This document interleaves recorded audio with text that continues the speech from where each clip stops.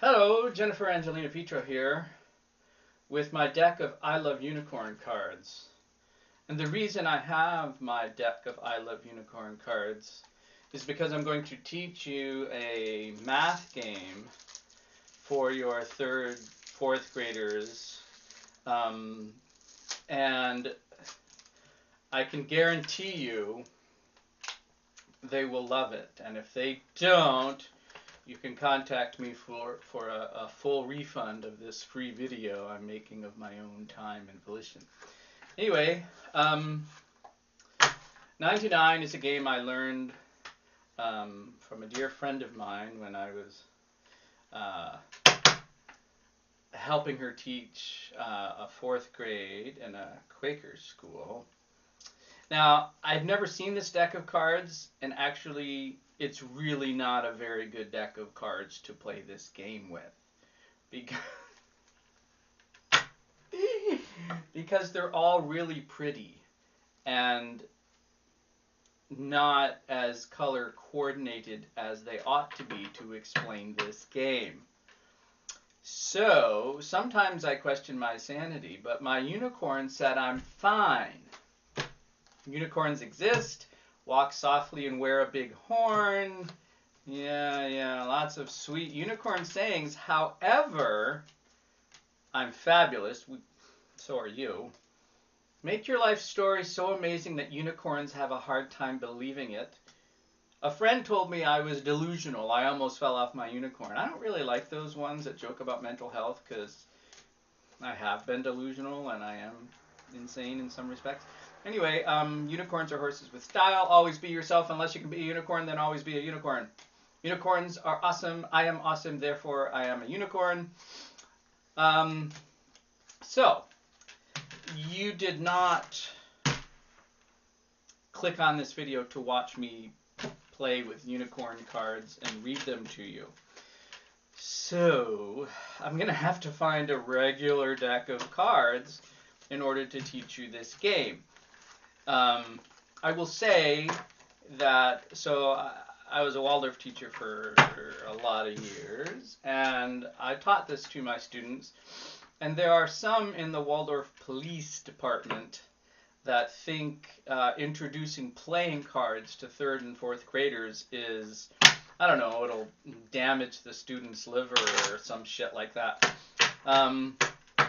But I can guarantee you that once they get this game, and it may sound complicated at first, but it's really not. Once they get it, they're going to want to play it forever. And it's the perfect game for one of your practice math sessions throughout the week. You know, by third and fourth grade, you should be having 2 to 3-ish, you know, and they shouldn't be like, you know, make at least 1 or 2 of them a game, and then go ahead and do another heretical thing and buy each kid a workbook from Barnes & Noble, order them, and hopefully you can get them paid for by the state. I know that's also heretical with the Waldorf police, but as I said, whatever. But anyway, because you don't want the math practices to be heavy.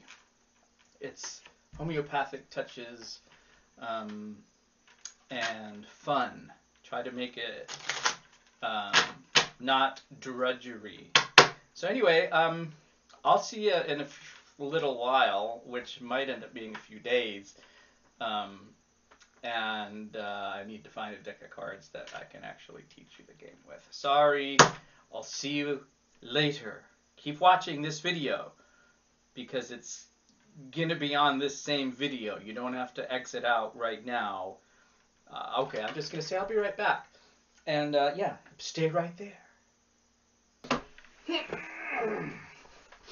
So I told you I'd be back, but we're actually not going to do 99 because as lovely as these queer cards are, well, I call them queer cards, they're really not, but they're just, anyway,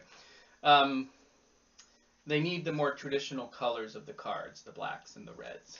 So for now, we'll do some dice games. You can get dice like this at some teacher stores, certainly on the horrible Amazon. maybe Etsy. You can also just make them with your students out of beeswax, especially the more traditional ones. The more traditional dice you can just make and then poke the little holes kind of gently in the beeswax, and you have dice. But I like these as well. I mean, you can build up to it. This is a 20-sided dice.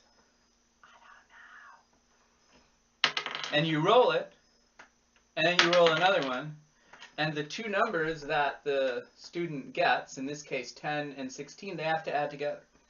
So they're making their own problems, their own questions. I don't really like to call them problems, but their own equations. And equations, anyway, you could do it with subtraction, right? They roll the 2, and they have to figure out which is the highest. This is 5 minus 2. But you get the picture.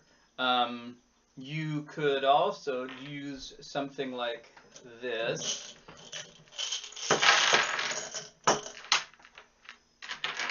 The 20-sided one, and this one, it's an 8-sided one. No, it isn't. 1, 2, 3, 4, 5. Oh, it's a 10-sided one. Anyway, you could roll the 20, and you got 20 in this case, and roll the 10, and you got 9.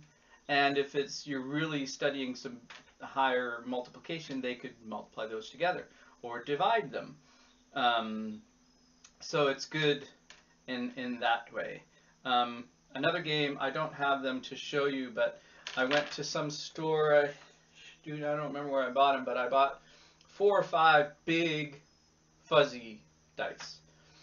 And the students would roll them, all of them, at the same time, and then try to figure out the largest number that they can write with those 5 dice. If they got you know what I mean. So, and they could write it on the board, and if you wanted, they could roll 2 times and then add those together if you got those cholerics that need some in good math energy. And of course, they like to roll the dice. It's really fun. It's kind of like bowling. So, of course, there are just the regular old dice that you can just use and do the same thing. These might be, for other multiplication, 5 times 5, 5 times 4, or more simple addition. So I encourage you to check out, where else you can find cool dice are at gaming stores like Dungeons and Dragons type places, because they have fun ones too. This is an 8-sided one. So you roll the 8-sided one, and back to your 20-sided one, and you've got 5 times 3, or whatever you want to do. Division, you can do anything with dice. And I've just collected them over the years at yard sales, and I think I bought these at a gaming store.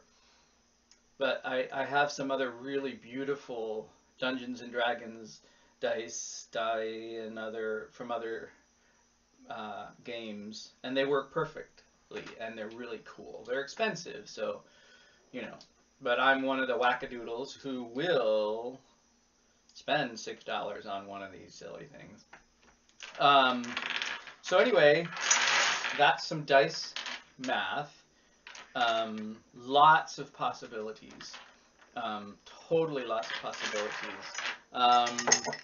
You could play war with them. So if they got the same, if they each got a 20, then they'd have to roll again, and then keeping track of who got the higher one for each turn. They don't have to collect cards. You just go until you're done, and whoever has the most points is the victor.